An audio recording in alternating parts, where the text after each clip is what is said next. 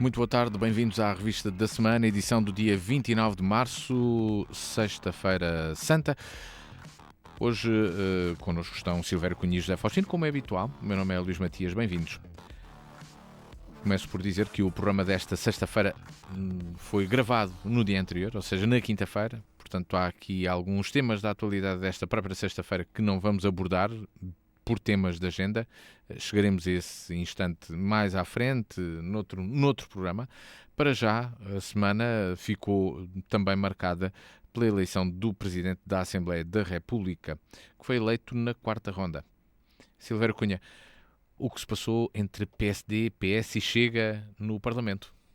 Ora, muito boa tarde. Bem, para mim não se passou nada especial que não tenha acontecido já noutras alturas também e noutros parlamentos, etc, etc, etc. Portanto, não me parece que seja uma coisa, digamos assim, extremamente grave. Nós aqui, também os órgãos de comunicação social, sobretudo os televisivos, fizeram do assunto um assunto de primeira ordem, quando na verdade não é um assunto de primeira ordem, até certo ponto. Tem o seu simbolismo, claro, mas não é de primeira ordem. Agora, o que eu acho, basicamente, é isto. Bem, eu penso que é assim, há duas formas de pensar o problema. Uma forma é a forma institucional, outra forma, digamos, é a forma instrumental. Eu acho que se faz mal a instrumentalizar a coisa. Por exemplo, eu penso, sei lá, que um princípio básico e, digamos, de tradição parlamentar seria o Presidente é sempre do partido mais votado. Pronto, acabou-se. Nem que seja por um voto, é assim.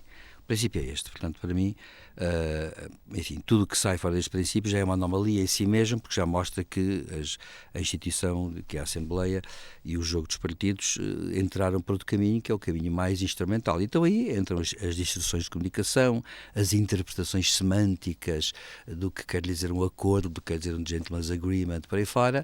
E depois, finalmente, também há um aspecto que conta muito, que é este, é que nós temos, eu tenho uma ideia que é esta, o André Ventura do Chega tem um protagonismo muito especial que não vai desaparecer por uma razão simples, porque o Chega precisa, eu tenho clara a tese, já quis exprimir isso num programa passado, eu tenho a tese que o Chega teve votos de todo lado, isto é, teve votos à abstenção, mas não teve exclusivamente à abstenção, não é o partido que tirou os abstencionistas da abstenção, teve votos do PS, do PSD, do PCP, teve da abstenção naturalmente, teve votos de muito lado. Isso levanta-lhe um problema, que é este, é que, apesar de tudo, tem um eleitorado que, por um lado, também vota por convicção ideológica, um núcleo duro.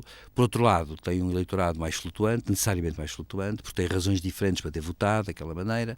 E, portanto, qual é a forma, perante este desenho eleitoral que se criou, qual é a forma de manter, digamos, o partido unido e no fundo, e dar-lhe a dinâmica de vitória? É a agitação permanente. André Ventura tem interesse, não tem interesse em estabilidade, tem interesse, pelo contrário, em agitar permanentemente. E tem interesse, até porque ele tem uma teoria, que é uma teoria discutível, mas de qualquer maneira importante, muito importante. Ele disse, no fundo, há três blocos. A direita, que é ele, o centro, que é o PSD, e a esquerda, que é o PS. E, enfim, e os partidos periféricos. Ora, acontece que ao fazer isto, obviamente que ele está a empurrar o PSD para o centro, onde concorre com o PS em parte, para, digamos, ter a tal dinâmica de vitória alargada. Bom, isto exige o quê? Exige que esteja sempre na ofensiva, exige que esteja sempre no ataque, no contra-ataque e no ataque, na reação. Ele tem que estar sempre a reagir às coisas.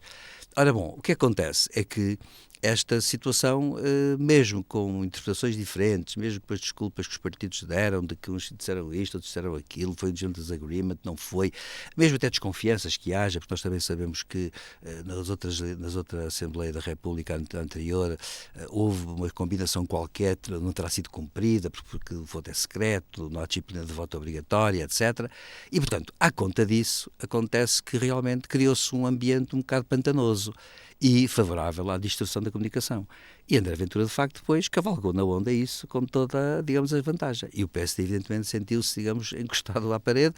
Claro que depois da forma como André Ventura se referiu ao PSD, e deve dizer-se aqui uma coisa, André Ventura, de facto, nesta sua política de ofensiva permanente, vai salta inclusivamente para certas margens que são invulgares, mas que são significativas. Por exemplo, esta coisa de se dirigir ao Primeiro-Ministro digitado por tu é uma coisa que nunca se viu na Assembleia da República e que eu acho um bocado inadmissível. Acho que o novo Presidente da Assembleia da República não deve permitir que isso aconteça, diga-se passagem, uma questão de civilidade institucional, bem entendido. Os amigos mesmo na Assembleia da República, sendo deputados, não se devem tratar por tu. Acontece que, e muito menos o Primeiro-Ministro, acontece que, de facto, acontece isto, é que realmente André Ventura pôde cavalgar a onda, digamos assim, digamos assim, dizer, no fundo, nós fomos enganados, no fundo aconteceu isto, aquilo, aquilo outro, e o PSD, de facto, foi encostado às cordas, literalmente. Claro que arranjou um sistema que é um sistema que já aconteceu nos Estados Unidos também, deve dizer-se, uma das câmaras, já acontece isto com, digamos, já acontece noutros parlamentos também, mas a verdade é esta, é que o PSD acabou por socorrer do PS para poder, digamos assim, arranjar uma forma de eleger o seu candidato, porque não podia ceder, evidentemente, depois daquilo que aconteceu entre o Chega, o que disse André Ventura sobre o PSD não podia ceder, sob pena de perder toda a autoridade, digamos assim, que lhe restava aí naquele campo, portanto não podia ceder.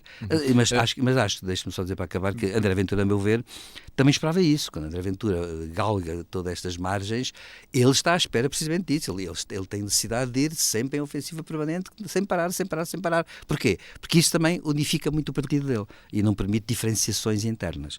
Portanto, para já. Porque ele tem esperança em criar dinâmica de vitória para as europeias e à espera que este governo se aguente para novas eleições. Portanto, ele também tem interesse nisso. Portanto, eu acho que ele, sob esse ponto de vista, ganhou bastante bem. Perdeu, claro, perdeu no sentido de os dois principais partidos se terem, digamos, aliado ou consensualizado, mas o PSD, nesse sentido, ganhou no sentido de não ceder ao Chega, mas acabou por, obviamente, só teria havido uma vitória do PSD se o PSD não tivesse votado para vice-presidente o José Faustino, Chega. então, no teu entendimento, esta eleição para Presidente da Assembleia da República tinha ou não tinha um acordo prévio entre partidos? Quem é que acaba por ser beneficiado desta batalha parlamentar? Isso eu não sei se havia ou não havia. Eu vou tentar dizer aos nossos ouvintes, desde já pedindo desculpa porque hoje estou aqui um bocadinho rouco. Vou tentar dar o meu melhor, mas também não é culpa minha. Gostava de ter a voz boa, mas não tenho hoje. Eu vou dizer aquilo que acho que se passou. Vou dizer aquilo que se devia ter passado e vou responder à tua pergunta: quem é que beneficiou e quem é que perdeu.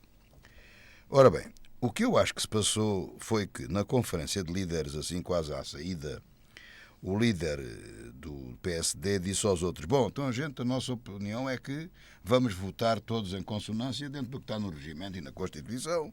Nós ficamos com a presidência, cada um dos 4 mais votados fica com a vice-presidência, com os secretários, aquela distribuição toda. Está tudo ok? Tudo ok. E depreendeu-se que estava tudo ok. Com velhaquice ou sem velhaquice, André Ventura veio cá dizer que havia um acordo, pronto, para isso estava tudo bem, estava todo satisfeito e tal, porque iam meter o Pacheco Amorim, em vice-presidente e tudo isso. No dia a seguir, o Dr. Nuno Melo e o Dr. Paulo Rangel andaram aí por tudo o que era televisão a dizer que não havia acordo nenhum. Mais o Nuno Melo. Pronto, andaram para dizer que não havia acordo nenhum. E Montenegro não desmentiu nada. Nem sequer o líder Sarmento do PSD disse nada. Portanto, desmentiu. E o que aconteceu foi aquilo que toda a gente conhece. O Chega, manhosamente, confundiu branco, do nome de Aguiar Branco, com branco, votou em branco. Não é? O PS votou no pé, votou contra e não teve votos para ser eleito. André Ventura fez, na minha opinião, cometeu uma coisa errada, portanto, e por isso tem a fama de ser trapalhão e não ser uma pessoa séria. Ele, em vez de fazer aquele elemento de surpresa, devia ter vindo, antes da votação, chamar os jornalistas e dizer: meus senhores, eu pensava que havia um acordo entre os líderes parlamentares e era pacífica a eleição da mesa da Assembleia Geral, mas, segundo o Dr. Nuno Melo e o Dr. Paulo Rangel, não há acordo nenhum. Portanto, para mim também não há acordo nenhum e eu irei agir em conformidade. E aí ficava tudo certo. Ele não fez isso, não é pessoa séria, não é pessoa de bem, também não é novidade nenhuma.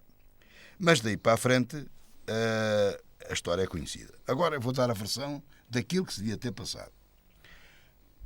o líder, como é que ele se chama? O Sarmento, como é que é o nome? Por acaso agora Joaquim Sarmento. Joaquim Sarmento, pronto. Com a devida desculpa ao Sr. Deputado, mas pronto. E putativo Ministro das Finanças, vamos ver. Atenção, estamos a gravar isto na quinta-feira, ainda não temos a confirmação. Estamos apenas em adivinhação, não é? Pronto, sim, em relação ao Governo. Não temos informação privilegiada. Em relação ao Governo, portanto, as nossas desculpas. Sexta-feira é feriado, e feriado é Sexta-feira Santa, e portanto fica gravado quinta-feira. Para que fique claro, não vá para aí acabar o mundo ou qualquer outra coisa e dizer que a gente não disse nada. O que devia ter acontecido, na minha opinião, era que o dito Sarmento, pronto, o senhor deputado Joaquim Miranda Sarmento devia ter convocado os colegas dele do Chega, do PS e da Iniciativa Liberal, são os 4 maiores partidos, e com eles acertar isto. Porque isto tinha que ter acerto entre eles, e acertar entre eles. Porque os outros que ficavam de fora da esquerda, o LIVRE, o PC, o PAN, não iam concordar com isto. Porque eles não tinham lugar nenhum. Isto era entre os 4. Era inverter aquilo que tinha acontecido anteriormente, que foi prejudicar o Chega e a Iniciativa Liberal. Não, agora vamos repor isto como deve ser. Eu acho que era unânime, toda a gente estaria de acordo. Chegava à altura de votar e estes 4 partidos votavam todos no mesmo sentido. Votavam para os presidentes, etc, etc. Isso era o que devia ter acontecido. Ora, como isso não aconteceu, quem ganhou e quem perdeu? Ora bem, se a gente fizesse aqui uma pontuação, sem querer copiar, e as televisões têm dado notas, não é isso que eu digo, no fim deste resultado, resumia isto da seguinte forma. Depois vou explicar porquê. PS 1. Nesta legislatura já marca 1 ponto. Chega 1 ponto. Iniciativa Liberal 1 ponto. PSD 0. Foi o grande perdedor disto. Começou mal, da pior maneira que podia começar. Ainda nem o governo estava constituído, já começou mal. Vamos ver. O PS digo que tem 1 ponto porquê?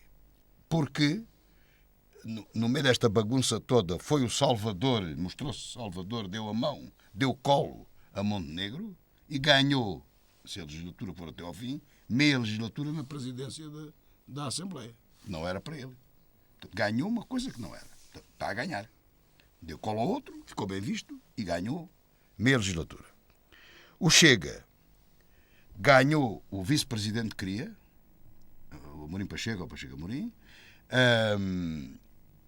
armou o escarcéu todo que armou, dizendo que se criou aquilo que ele quer, que o eleitorado dele dá resultado, que não o querem em lado nenhum, que não o respeitam, que é humilhado, que ele se disponibiliza para falar, mas ninguém quer falar com ele, e aqui está o PSD coligado com o PS. Portanto, eu é que sou o líder da oposição e cá estou, não tens sorte nenhuma, não, como aqui disse, não te entendes, daqui não levas nada. A Iniciativa Liberal, porquê? Tem um vice-presidente, como lhe competia, está certo, ganhou também. E conseguiu ser o mais claro na interpretação que deu sobre André Ventura.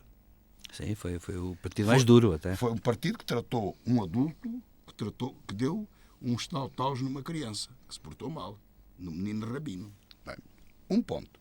PSD perdeu metade da presidência na Assembleia da República e ficou às costas com uma atrapalhada tal que foi esta toda. Resumindo e concluindo,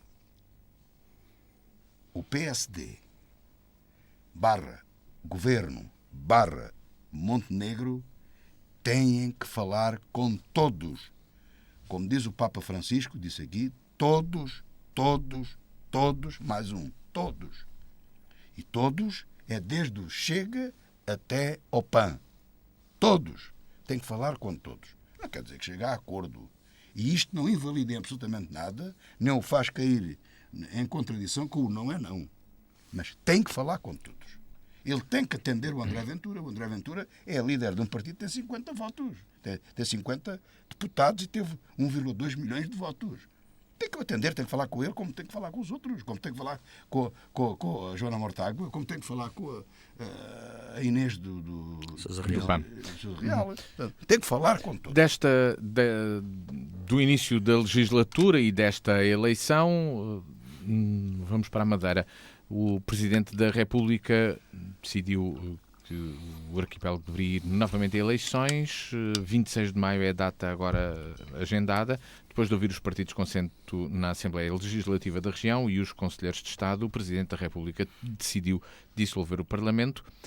Silvério Cunha, mais um Parlamento que Marcelo deita abaixo, digamos assim, e seria mesmo necessário ou não avançar para... Bem, a questão é esta, a questão é que o problema interno na Madeira tornou-se muito complicado e também em parte de quem o está a complicar e agora até reagiu a isto, dizendo que vai para ganhar, Miguel Albuquerque, que realmente reage como se na Madeira não estivesse a acontecer nada de muito particular.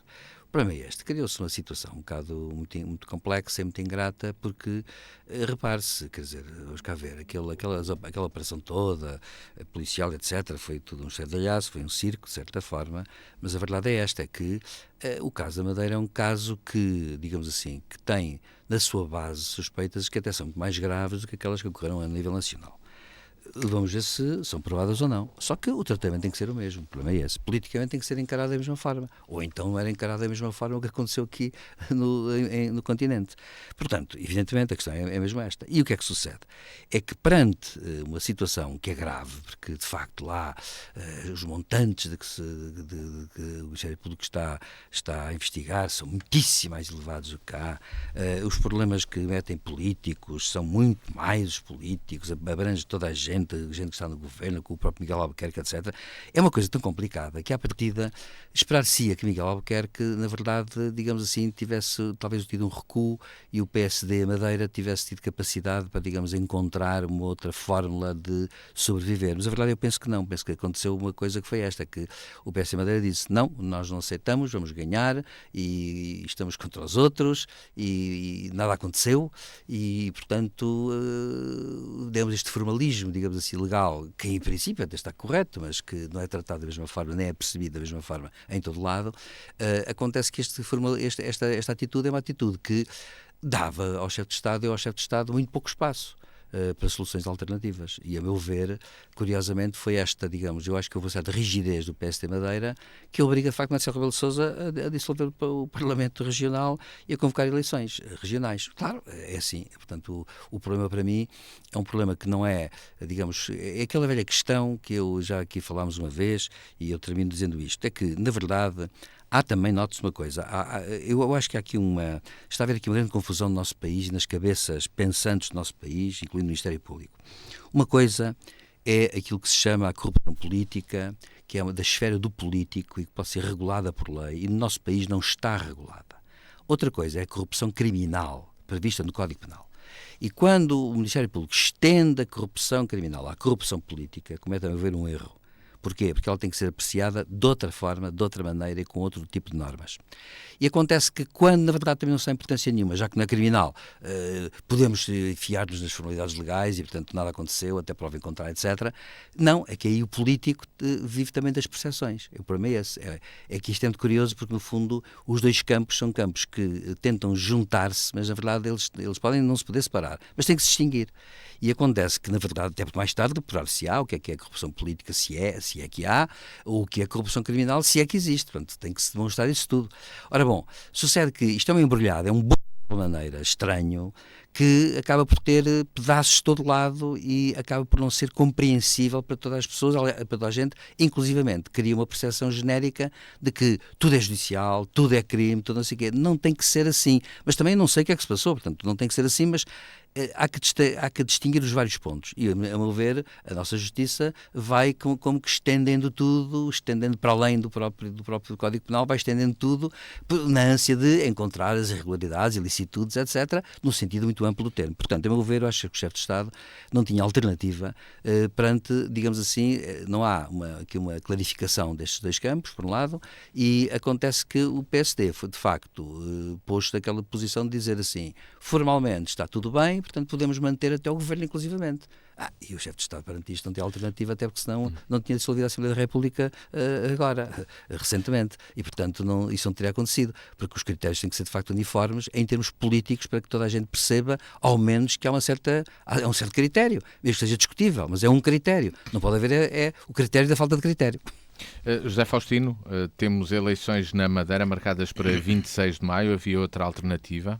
Eu acho que sim, acho que havia, mas eu não sei o que é que os partidos falaram com o representante da República no Funchal, nem o que falaram com o Presidente da República. Também não sei o que é que eles disseram. Mas uma coisa eu sei, o governo na Madeira era suportado pelo PSD, que não tinha maioria absoluta, mas que a fez com o PAN. E a representante do PAN disse, a deputada regional, disse que continuaria a apoiar um governo, nos mesmos moldes, não com Miguel Albuquerque, mas com outro primeiro-ministro. Ora, isso para mim era o caminho que devia seguir, era, e ainda por cima o Presidente da República não podia dissolver o Parlamento naquela altura, era o PSD, porque também não se percebe, Miguel Albuquerque demitiu-se, muito bem, foi obrigado a demitir-se pelo PAN, mas depois demitiu-se também no partido e agora reaparece como candidato. Não se percebe porque não era preciso nada disto. Ele ficava como líder do partido e indicava outro militante para presidente do governo. Isto seguia por logo que se via. Passados 6 meses, passado um ano, o Presidente da República aí já podia dissolver, logo se veria o que é que ia acontecer. Agora, tirando, ou seja, com prejuízo de eu não saber aquilo que se passou nas várias reuniões e aquilo que estavam ou não dispostos, portanto, sabendo apenas aquilo que veio a público, eu acho que isto podia ter tido outra solução. Agora, também não sei como é que isto vai acabar. Talvez o professor Silvério Cunha e o Luís Matias me saibam responder a uma coisa que eu não sei. E podem ter essa informação. Que é, o Miguel Albuquerque é candidato e foi eleito, né, o representante do PSD Madeira. Também vai ser candidato a presidente do governo. Ele ainda ontem fez uma afirmação que foi esta: vamos ganhar as eleições e vamos em frente. Portanto, ele fala com o líder, concorrer, com o líder concorre outra vez. Concorre novamente, sim. Então, agora vamos imaginar outra coisa. Eu não tinha bem essa informação. Mas se é como vocês estão a dizer, e eu acredito, vamos lá agora supor o seguinte. Vamos imaginar, que é muito provável que aconteça, que o resultado é igual ao que estava. O PAN volta a dizer que não o quer em presidente do governo. Apoia, mas é com outro. Mas sabe, mas os partidos, a maior parte dos partidos querem eleições. O que é que fará depois o presidente? Pois. Novamente eleições? Claro. Não se percebe. Pois. Porque se o caminho fosse aquele que eu estou a dizer e a preconizar... Havia uma alternativa. Exato. E não invalidava que não houvesse eleições.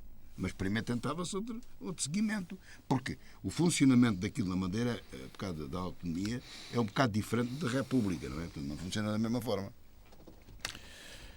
Das eleições na Madeira, vamos para outro tema. Mais recente, o almirante Gouveia Melo diz que se deve reequacionar o serviço militar obrigatório. Pode ser uma medida necessária voltar a pensar em introduzir o serviço militar obrigatório em Portugal. Ele próprio refere que o serviço militar obrigatório pode ser uma boa medida de dissuasão. Silvério Cunha, cada vez mais se fala do serviço militar obrigatório.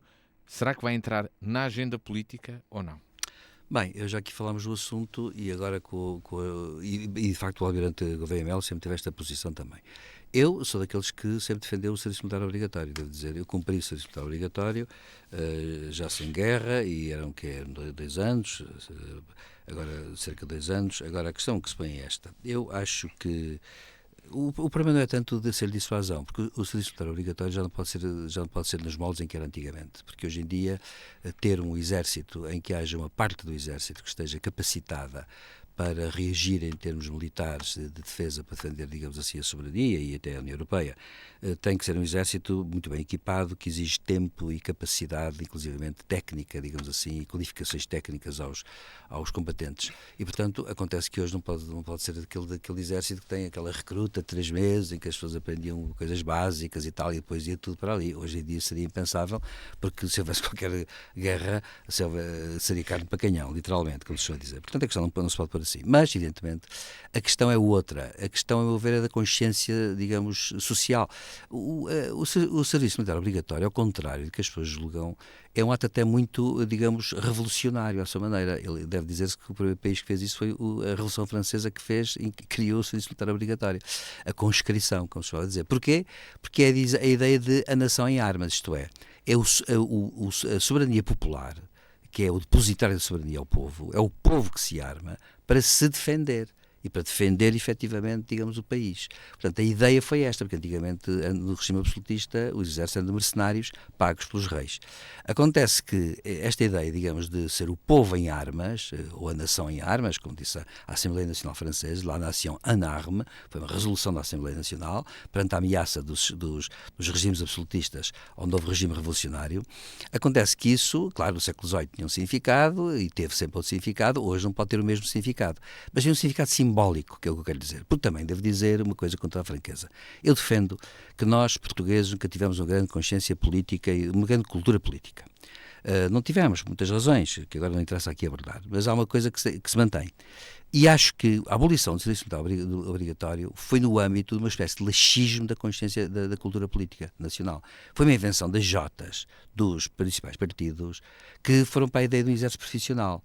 Ora, sucede que isso é um erro. Atenção, não estou a dizer com isto que o serviço militar obrigatório vá criar um ambiente de guerra, não tem que criar um ambiente de guerra. É uma questão de princípio, quer dizer, nós até podemos dizer assim que o exército, o serviço militar obrigatório é para defender o país em caso de necessidade e para que os cidadãos e cidadãs, porque eu acho que devia ser um serviço militar obrigatório para os dois sexos, acontece que os cidadãos e os cidadãos têm uma missão cívica que é esta, defender o território e a população em caso de ataque, e têm que estar minimamente capacitados em que sejam coisas elementares e até auxiliares. Portanto, eu acho que o princípio está correto. Agora, as modalidades, a meu ver, são mais problemáticas e são naturalmente, só especialistas no assunto é que sabem por onde dizer, e portanto eu não vou pronunciar-me sobre isso. José Faustino, no teu entendimento, já se falou tantas vezes, ou já se está a falar tantas vezes do serviço militar obrigatório, será que vai entrar na agenda política? Não sei. Com aquilo que estamos a ver, não sei. Eu, neste momento, com toda a franqueza, eu gostava que corresse tudo bem, gostava que tivéssemos um governo que governasse, mas como começou tão mal, eu não sei. Não sei o que é que vai acontecer com a composição da Assembleia da República. Não sei se há bom senso no sentido de pensar os problemas que aqui temos falado, entre eles a segurança nacional, a defesa, que Portugal necessita. Portugal e a Europa. Não sei se haverá bom senso para isso. Mas repare, a defesa, a educação, a saúde e a justiça são os 4 grandes temas de regime. Não são uma questão os grandes 4 temas. de regime. Não são uma questão. São senhor, de Portugal, certo, não são do partido A, B ou C. Sim, mas muito prementes no nosso país. E prementes, muito claro. urgente. Mas o senhor tem a certeza que no pé em que estamos que isso vai ser tratado? Pois, é um sinal, claro, é um sinal. Não é? Pois, não temos a certeza. Portanto, a pergunta que o Matias faz é: estará no. Não se sabe. Pois não sei, como dizia um amigo, pois não sei. Mas há uma coisa que eu sei. Se não está, devia estar. E não me fico por aqui. Não é só o serviço militar que deve estar a ser reequacionado, com os problemas que o professor levanta, as dúvidas, como a continuação. Porque há pessoas que têm vocação para ser militar, outras que não têm. E preparar um militar hoje em dia é muito complicado e custa muito dinheiro. E depois acabar ao fim de 2 anos também é para desperdiçar dinheiro. Por isso é que os americanos têm a Guarda Nacional, os suíços, é a Guarda Nacional, não chama-se Guarda Nacional. Uma data de países tem a Guarda Nacional. Mesmo a Suíça não está em guerra há muitos anos e muitos países, não é? Os americanos também não. Mas tem um período de serviço militar para toda a gente até aos 45 anos. Exatamente. Ou outra modalidade qualquer, não é? É só outra, não é? Portanto, tudo isso deve ser de facto reequacionado. Bem como o armamento dessa gente, o treino e o equipamento militar e a orçamentação dos 2% do acordo da NATO, isso é urgentíssimo, para começar a adquirir material e começar a preparar as coisas. Porque a melhor defesa é nós prepararmos para a guerra. Isso é a melhor defesa da paz que podemos ter. E não sabemos o que é que vai acontecer, desde que não haja nada. Mas estarmos preparados é o melhor que há. portanto, não sermos apanhados em contrapé. E isso é fundamental. E, portanto, se o problema não for discutido, se o problema não for estudado, é muito mau para o país. Muito mau. Péssimo. Em Évora há uma decisão do município de reconstruir uma parte de uma zona da cidade de Évora, concretamente o bairro do Escurinho, que vai ser demolido. Este bairro foi construído com pré-fabricados, vivem aí 70 famílias que vão ser realojadas para que a autarquia construa nesse local 122 fogos. O processo de apresentação do projeto já aconteceu.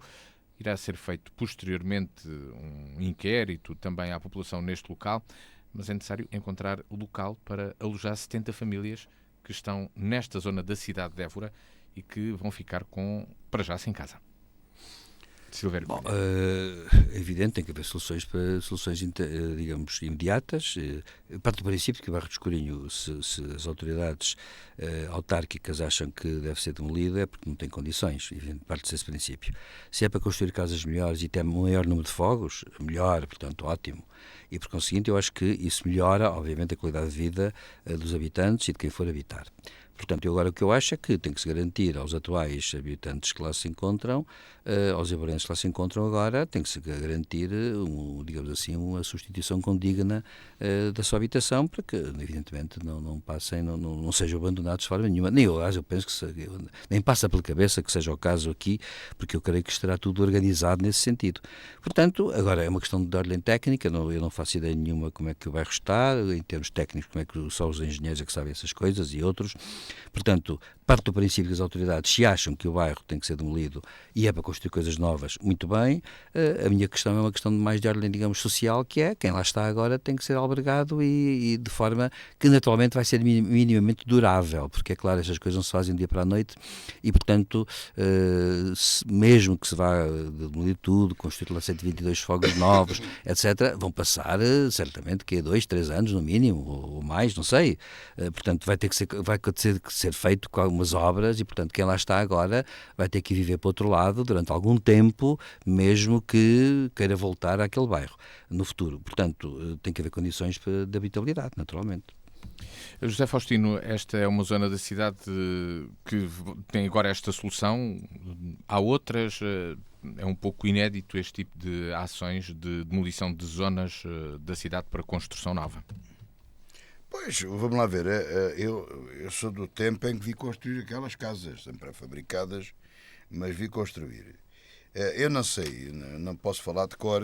O que sei dizer é que as casas pré-fabricadas, como aquelas, que não eram más quando foram montadas, quando foram ali instaladas, é claro, estão fora do gosto das pessoas e tudo isso. Mas são casas que requerem adaptação ao meio ambiente onde elas vão funcionar e que requerem manutenção, não digo mais nem menos, querem uma manutenção diferente daquilo que fazemos à construção tradicional. Parece-me certo, e segundo aquilo que li e que ouvi da Câmara, que de facto as casas estão degradadas, não estão em condições de habitação. Nessa situação, é de facto mais caro recuperar para mais casas daquelas do que estar a fazer de novo. Essa é uma opção certa, portanto, derruba-se e faz-se de novo. A Câmara está a tratar desse processo, eu acredito que tem tudo planeado e previsto para as famílias. Segundo ouvi o Presidente da Câmara aqui na rádio, diz que quem puder vai resolver o problema, vão morar temporariamente para outros sítios, isso parece que está tratado, e quem quiser poderá depois regressar a viver no bairro onde estava a morar. Portanto, se gostava do bairro, se quer para regressar, e outros, se nem quiserem, não voltam. Portanto, as coisas, creio eu, que estarão a ser feitas da forma como devem ser feitas. E assim sendo, é de louvar esta iniciativa. Portanto, há carência de fogos vagos, não é? Portanto, a construção de 122 fogos é sempre louvar. Portanto, isso é bastante bom. E espero eu que seja rápido, não é? Que não haja problemas nem complicações, portanto, isso não se constrói com relativa rapidez e isso é uma boa ajuda para resolver o problema da habitação no nosso concelho. De Évora partimos para a agenda internacional nesta revista da semana. Falamos dos atentados em Moscovo que aconteceram precisamente há uma semana. Provocaram 140 mortos. O Estado Islâmico reivindicou este atentado, mas Vladimir Putin diz que a Ucrânia é responsável pelo ataque. 3 dias antes do atentado, o presidente russo tinha desvalorizado os alertas de possíveis atentados feitos por embaixadas ocidentais, nomeadamente a Embaixada dos Estados Unidos. Depois deste ataque também foram rapidamente apresentadas pessoas detidas, acusadas de serem responsáveis do ataque, presentes a tribunal com visíveis sinais de agressão e tortura. Silvério Cunha. Pois, vamos cá ver uma coisa. O primeiro ponto, que eu começo por um ponto, se lhe dar agora importância de maior a este ou àquele.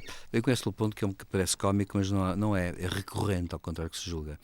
É o regime de Putin não ter dado ouvidos aos avisos, nomeadamente dos Estados Unidos e talvez de outros governos de serviços de informação, que diziam que se estaria a preparar qualquer coisa, que iria acontecer qualquer coisa e queria ser qualquer coisa, digamos assim, abrangendo civis, indiscriminadamente, etc., que são os atentados piores e mais difíceis de prever.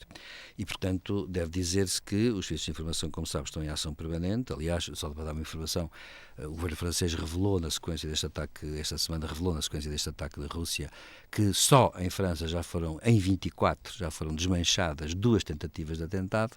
Portanto, os serviços de informação andam atentos a essas coisas e o governo americano avisou o governo russo, e o governo russo não fez caso. Não é a primeira vez, aliás, deve dizer-se que quando, na própria Rússia, na União Soviética, quando Stalin foi avisado que a Alemanha se preparava para invadir a União Soviética, Stalin, que tinha, aliás, feito uma purga no Exército Vermelho, gigantesca, não acreditou e não se preparou. Aliás, hoje sabemos que Stalin ficou estupefacto quando a União Soviética foi invadida por Hitler. Portanto, este tipo de regimes são regimes fechados, desconfiados, e acham que tudo aquilo que de fora lhes dizem é sempre mentira e é sempre uma espécie de agressão, uma espécie de ameaça ao próprio regime. Desta vez, uma vez mais, acontece que enganaram-se. A ameaça era patente, era visível. Portanto, era detectável, digamos assim. Bom, esse é o primeiro ponto. Claro, há muita gente que diz que os serviços de segurança russos também sabiam, mas que não quiseram dar importância, também não se importariam que isso acontecesse, porque isso iria, e agora passo ao segundo ponto, isso iria favorecer aquela ideia que Putin, no seu discurso, e desde logo teve aquela ideia de puxar aquilo para a Ucrânia. Eu, sinceramente, eu francamente, acho que isso prova um bocado o isolamento estratégico, digamos, de perspectiva do líder russo, por uma razão. Porque isto era uma coisa absurda se fosse a Ucrânia a fazer este atentado, porque a Ucrânia não tem interesse nenhum nisso, muito pelo contrário. Seria contra os interesses estratégicos da Ucrânia estar a proceder a um atentado daquela ordem. Não tinha relevância nenhuma, não tinha lucro nenhum nisso, em primeiro lugar.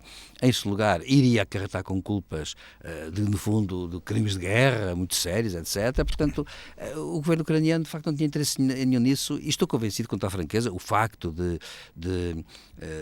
da fuga ter sido ali entre a Bielorrússia e a Ucrânia, ter sido tentados ali. Aliás, eu até ouvi uma coisa, devo dizer, que na imprensa, que nem fui conferir se era verdade, é que Lukashenko disse que, inclusivamente, eles queriam entrar na Bielorrússia, o que desmente um bocado as teses de Putin, sendo ele um aliado de Putin.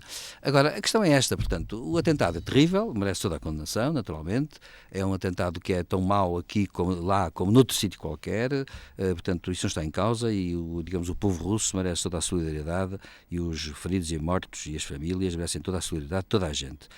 Digamos, nós não se exclui ninguém nem nada. Agora, acontece que Putin tentou puxar aquilo, tentou tirar dividendos políticos, mas francamente eu acho que lhe saiu furado essa tentativa. Não foi credível, e acho que mesmo na opinião pública russa não foi credível. E depois o ISIS, com toda a sua habitual, sendo muito, muito concreto, muito direto e muito autêntico, veio reivindicar, porque o ISIS tem muitas razões de queixa de Putin, nomeadamente na guerra da Síria, em que, de facto, a gente sabe que o exército russo usou métodos que completamente arrasaram tudo e mais alguma coisa no combate ao ISIS, e também não só no combate ao ISIS. Acontece que o exército russo fez isso, e, portanto, o ISIS tem contas a ajustar com a Rússia. E, portanto, o ISIS, que é, digamos assim, uma ala que tem sido muito, muito atacada pelo exército russo a defender Bashar al-Assad, naturalmente deve ter pensado isto. Agora, deve ter sido uma coisa pensada com tempo, etc. Por fim, Claro, a forma como apareceram os detidos mostra que a Rússia não é um Estado de Direito, evidentemente. Os detidos, muito francamente, eu acho que não é. E, claro, serão julgados e provavelmente condenados à prisão perpétua, porque a Rússia tem uma moratória contra a pena de morte, mas aparecerão mortos nestes dias. Acontece que, de facto, lamentável aparecerem pessoas daquela forma em tribunal, como se efetivamente isso concretizasse desde logo justiça, porque é assim, são suspeitos, até prova em contrário, digamos, não são culpados e não se podem acusar. No Estado de Direito não é assim que se faz. E, portanto, pronto, isso mostra também que o regime russo, de facto, não brinca em serviço em todos os sentidos do termo e, portanto, isto mostra que realmente foi lamentável a forma como Putin tentou aproveitar uma tragédia, que de facto foi uma tragédia para o povo russo e que essa tragédia merece toda a nossa solidariedade, evidentemente.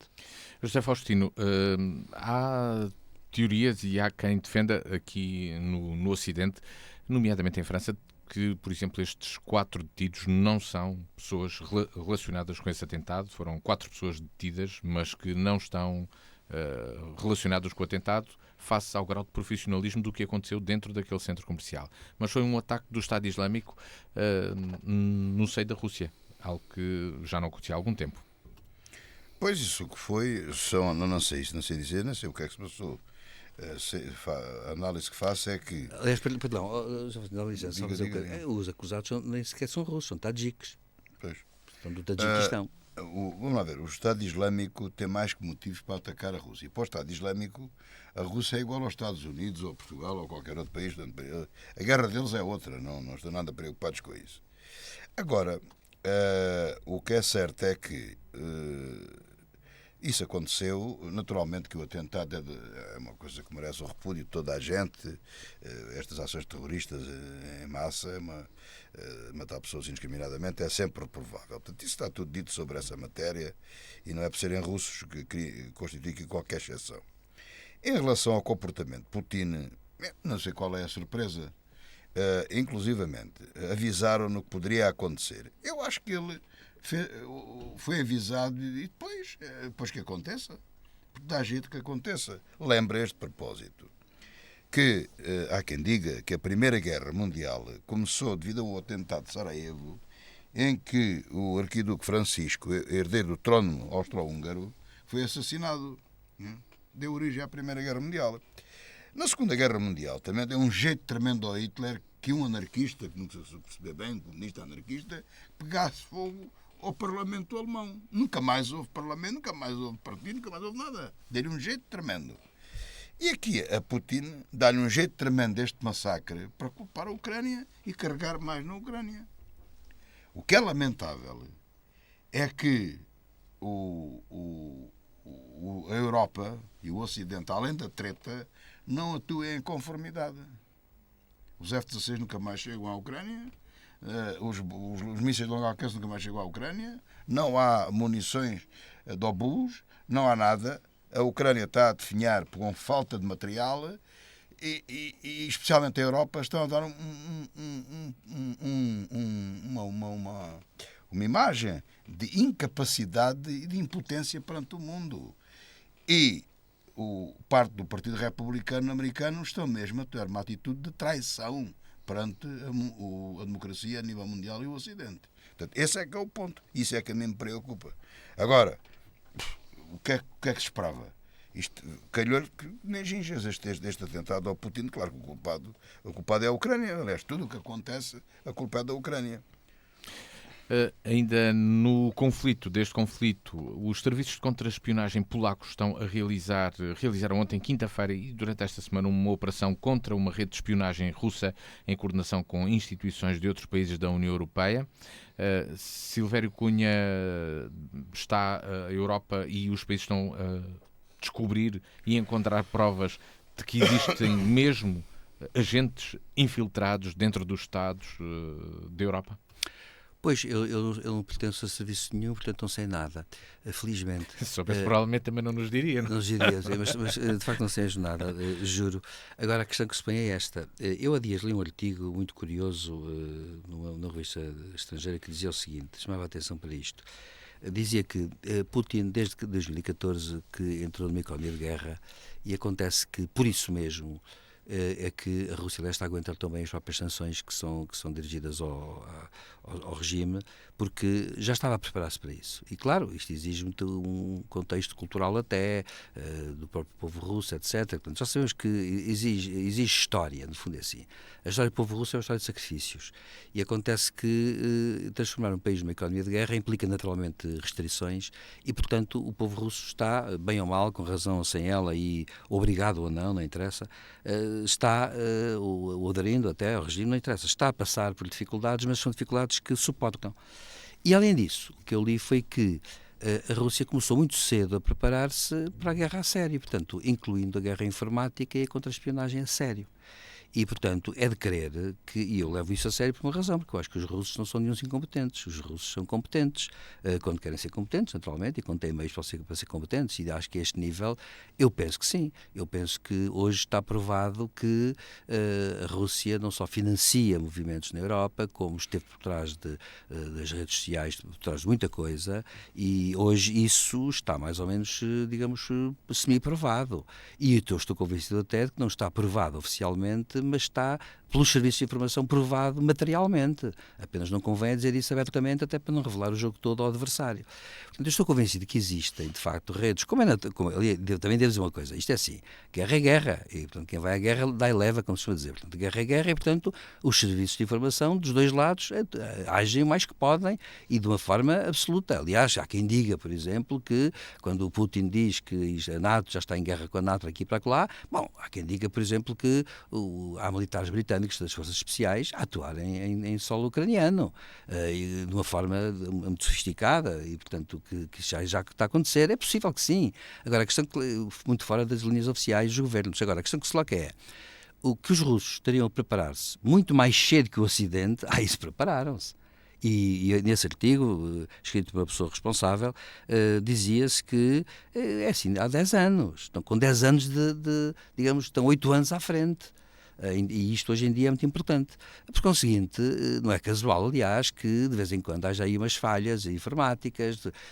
A própria, quando foi da invasão da Ucrânia, por exemplo, foi precedida por um desligar geral da net na Ucrânia, etc. Portanto, há uma concertação de meios e de ações na guerra eletrónica que estão a ser levados a cabo. E, portanto, eu estou convencidíssimo de que isso está a acontecer e, portanto, naturalmente a contra-espionagem leva também a que haja um jogo de espionagem contra espionagem com agentes e certamente que com prazos tão grandes de tempo, obviamente que deu tempo para infiltrar também zonas, como sempre aconteceu de resto, no sistema bipolar Estados Unidos e União Soviética, deu tempo para infiltrar, digamos, esferas da própria inteligência de serviços de informação, como talvez os serviços de informação ocidentais tenham infiltrado ou infiltrem, digamos, agentes nos serviços russos. Quer dizer, eu penso que isso acontece necessariamente. Agora, eu acho que nesse artigo que eu li e que dou alguma probabilidade de ser verdadeiro, eu acho que Putin preparou-se há muito tempo. E há muito tempo que se anda a preparar. E o Ocidente não se esteve a preparar assim há tanto tempo, convencido que estava de que, comprando-lhe o petróleo, ele iria ficar contente, todo contente e satisfeito, e acalmava-se. De acordo com as autoridades polacas, neste domínio foram encontradas provas de colaboração de um comandante do Eurocorps, um quartel-general militar localizado em Estrasburgo. Neste caso, um comandante polaco que foi demitido com efeito imediato desse cargo. José Faustino, da Ucrânia também, nestas questões da comunicação e da espionagem, o chefe dos serviços secretos, já conhecido e popular Budanov, diz que a rede Telegram de mensagens instantâneas é um problema de segurança nacional neste momento na própria Ucrânia. Pois, tudo isto existe, tudo isto é triste e tudo isto é fado. Não há dúvida nenhuma que eu até sou um pouco mais exagerado, um bocado mais adiante que o professor Silvério Cunha, que digo o seguinte: Putin, desde que chegou ao poder, começou a preparar isto. Portanto, Putin, tal e qual como Hitler, o objetivo era esse. Só que não escreveu A Minha Luta. O Hitler escreveu, foi mais sério. Como eu já disse que o Hitler, de facto, era mais sério do que Putin é. E Putin, aliás, nem se descobre bem. Eu sei qual é a ideologia de Putin, mas não interessa, nem é relevante para o caso estar a dizer o que é que deixa de ser. De qualquer modo, é evidente que ele, desde que foi para lá, que há até quem diga que o presidente Clinton, que se apercebeu disso e que chamou a atenção ao outro, como é que ele se chamava? George W. Bush. Não, o russo que nomeou O Yeltsin. o Boris Yeltsin, exatamente, que lhe disse que não gostava dele, suspeitava e tal, não foi uma boa escolha e tal, não sei o quê. E ele nunca deixou de ser um homem da secreta, um homem de guerra. Coronel do KGB. Ele quer guerra, portanto, ele quis sempre a guerra e preparou a guerra. Enganou o Ocidente, como é evidente. É evidente que os serviços do Ocidente têm sempre as suas redes, as suas coisas, a espionagem, contra-espionagem, etc. por aí adiante. Mas Putin teve isso sempre organizado. E nós não precisamos, para perceber a influência que Putin e a nova União Soviética têm no mundo, basta ver as nossas televisões. E não é preciso dizer mais nada. Portanto, e basta ver, ouvir as pessoas falar, os cargos que têm, que já tiveram, podem vir a ter. Qual é a dúvida? Onde é que está a dúvida? Não vejo dúvida em lado nenhum.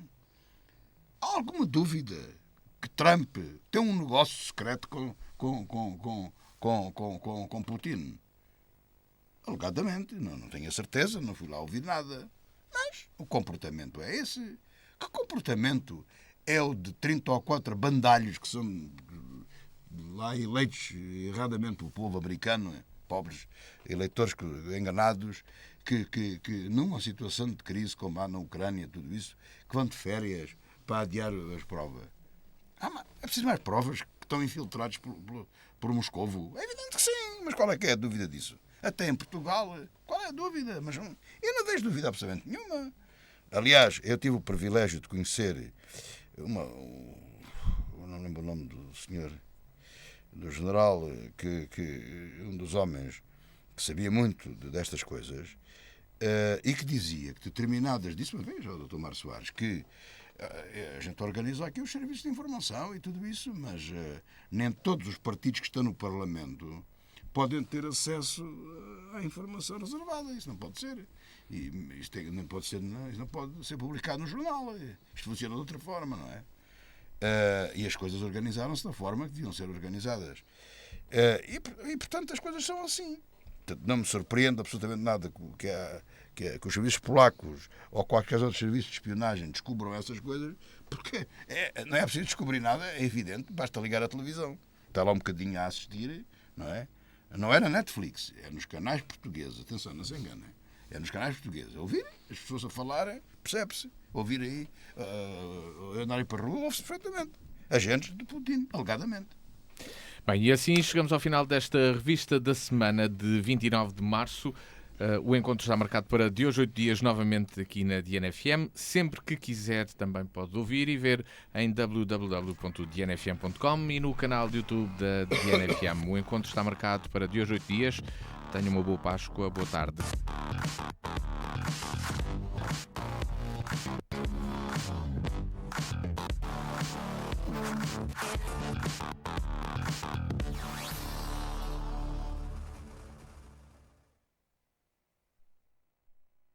Matias, desculpa. Falta um tema. Porque só gastamos 52 minutos.